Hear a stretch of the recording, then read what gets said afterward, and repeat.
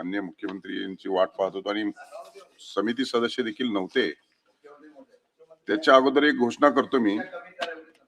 विधान परिषद सभागृह बुधवार दिनांक 18 मार्च 2026 रोजी प्रश्नोत्तराच्या तासाच्या वेळी तारांकित प्रश्नोत्तराच्या यादीतील अनुक्रमांक नंबर 9 वरील श्री दादाराव केचे विधान परिषद सदस्य यांचा तारांकित प्रश्न 8546 आर्वी जिल्हा वर्धा तालुक्यातील विविध हॉटेल्समध्ये अवैध व्यवसाय सुरू असल्याबाबत या विषयावर चर्चा सुरू असताना माननीय मुख्यमंत्री महोदय यांनी पॉइंट ऑफ प्रोसिजरच्या अनुषंगाने निदर्शनास आणून दिले की विधानमंडळ सचिवालयाकडे 30 दिवस अगोदर प्रश्न येतात। कोणते प्रश्न आलेले आहेत हे सचिवालयास माहिती असते।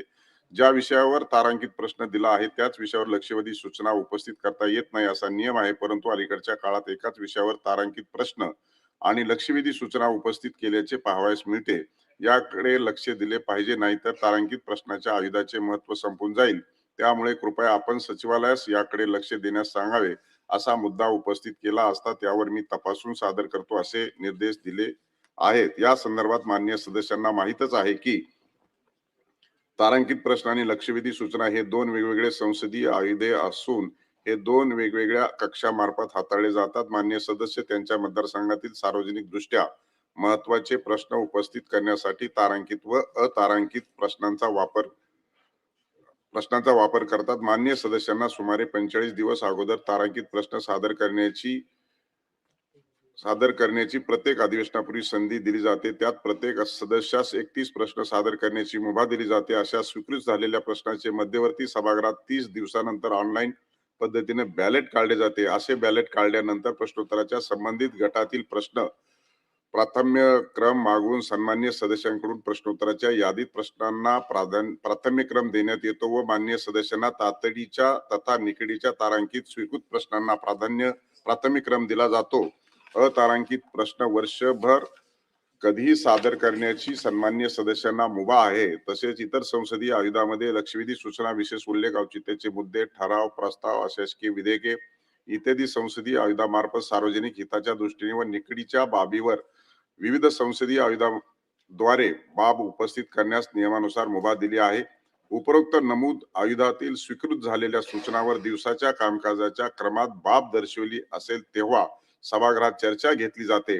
प्रश्नोत्तराच्या तासात प्रश्नोत्तरे, लक्षवेधी व त्यानंतर इतर संसदीय आयुधावर क्रमानुसार चर्चा घेतली जाते। अशी आयुधे सन्माननीय सदस्याकडून विविध बाबीवर चर्चा उपस्थित करण्यासाठी उपलब्ध आहेत। विषयाची तातडी व निकड विचारात घेता उपरोक्त संसदीय आयुधांचा व महाराष्ट्र विधान परिषद नियमात अंतर्भाव केलेला आहे। त्यामुळे सदस्यांची ही जबाबदारी आहे की त्यांनी नियमात तरतूद केलेल्या आयुधांच्या जबाबदारीने व अभ्यासपूर्ण रीतीने वापर केला पाहिजे। परंतु काही सन्माननीय सदस्याद्वारे एकाच विषयावर प्रश्न, लक्षवेधी, विशेष उल्लेख इत्यादी विविध आयुधावर एक समान विषय उपस्थित केला जातो। या सचिवालयामार्फत या संसदीय आयुधावर कार्यवाही केली जाते। योग्य त्या आयुधाद्वारे योग्य ते उत्तर मिळवण्यासाठी व विषयाची पुनरावृत्ती टाळण्यासाठी संसदीय आयुधाचा योग्य वापर करणे आवश्यक आहे। ही बाब यापूर्वी देखील मी सभागृहाच्या निदर्शनास आणून दिली आहे।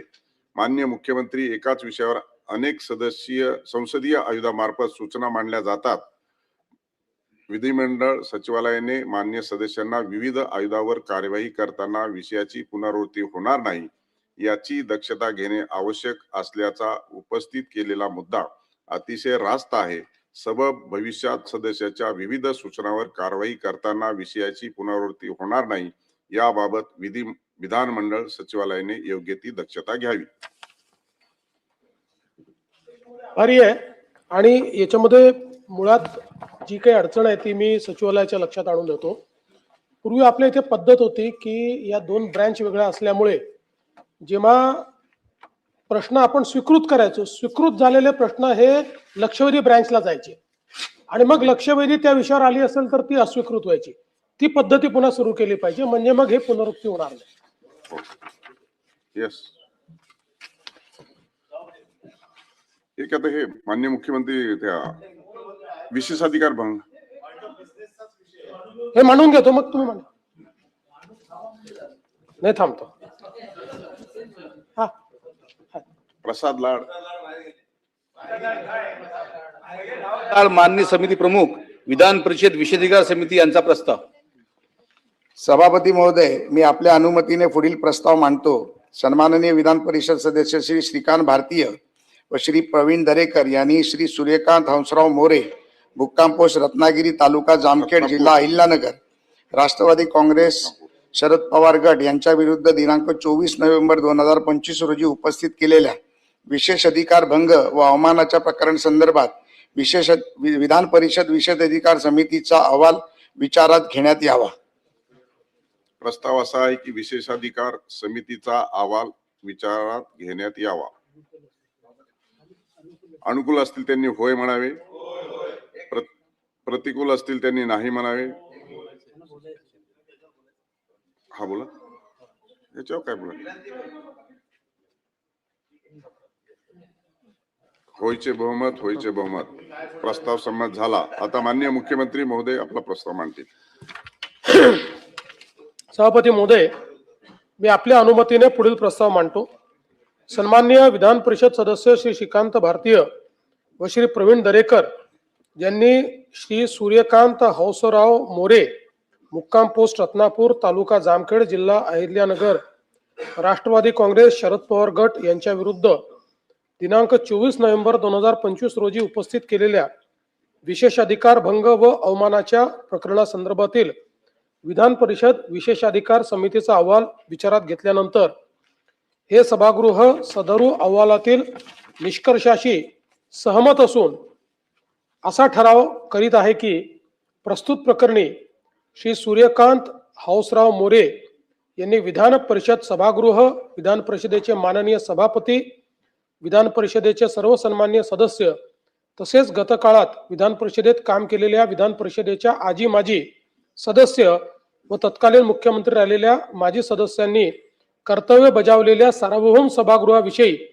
अत्यंत आक्षेपार्ह शब्दप्रयोग करून घोर अपमान करीत तसेच विधान परिषदेचे माननीय सभापती यांच्या सर्वोच्च स्थानाचा अवमान करून एकूणच विधान परिषद या संस्थेबद्दल द्वेष व उपहासाची भावना निर्माण होऊन जनमानसाचा विधान परिषद या घटनात्मक संस्थेवरील विश्वास उडेल असे गर्हणीय कृत्य करून विधान परिषदेचा अवमान व विशेषाधिकार भंग केल्याने श्री सूर्यकांत हंसराव मोरे, मुक्काम पोस्ट रत्नापूर, तालुका जामखेड, जिल्हा अहिल्यानगर यांचा माननीय सभापती तसेच विधान परिषद सभागृह यांच्या प्रती माफीनामा घेऊन त्यांना मानहानीबाबत सक्त ताकीद देण्याची शिक्षा करण्यात यावी. मात्र त्यांनी तसे न केल्यास 7 दिवस दिवाणी कारावासाची शिक्षा देण्यात यावी. कारावासात पाठविलेल्या व्यक्तीस विधानमंडळाचे अधिवेशन संस्थगित झाल्यानंतर मुक्त केले जाते. ही वस्तुस्थिती विचारात घेता विधानमंडळाचे अधिवेशन संस्थगित होण्यापूर्वी संबंधित अवमानकर्ते यांची लगेच मुक्तता होऊन आवश्यक तेवढा त्यांचा शिक्षेचा कालावधी पूर्ण न झाल्यास विधान परिषदेच्या 1 किंवा अधिक अधिवेशनात त्यांना देण्यात आलेल्या शिक्षेच्या एकूण कालावधी पूर्ण होईपर्यंत पुढील अधिवेशनात त्यांना पुन्हा कारागृहात पाठवण्यात यावे. मी या बाबतीत एक अजून सांगू इच्छितो. खरं म्हणजे समितीने अत्यंत कडक शिक्षा याच्यामध्ये सुचवली होती आणि एकूण त्यांचा नंतरचा व्यवहार बघितल्यानंतर ती शिक्षा खरं म्हणजे समितीने सुचवलेली अयोग्य नव्हती. पण मी माननीय सभापतींशी देखील चर्चा केली आणि त्यानंतर हा कॉन्शियस निर्णय घेतला की शेवटी कोणाला शिक्षा करणं हा याच्या पाठीमागचा उद्देश नाही आहे, तर या सभागृहाचा सन्मान राहिला पाहिजे हा याच्या पाठीमागचा उद्देश आहे आणि म्हणून ही शिक्षा कमी केली आहे. पण याचा अर्थ कोणी जर असं वारंवार वागणार असेल तर या सभागृहाला याहीपेक्षा कडक शिक्षा देण्याचा अधिकार आहे, हे मात्र त्यांनी लक्षात घेतलं पाहिजे. मी आता प्रस्ताव सभागृहाच्या मतास टाकतो.